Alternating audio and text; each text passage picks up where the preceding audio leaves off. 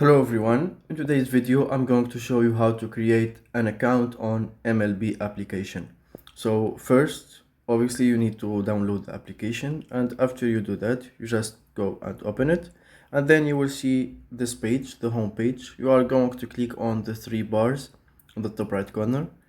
Then you are going to scroll down and you will find your account settings.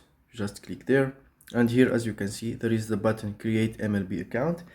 Sometimes this button doesn't work, so you can open your browser and just search for create MLB account and you will find the website. It is the same as this one.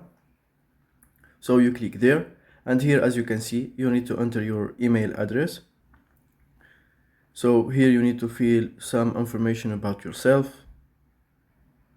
Then after you fill all the information, you just click on register now, and automatically the account will be registered and created. No other steps.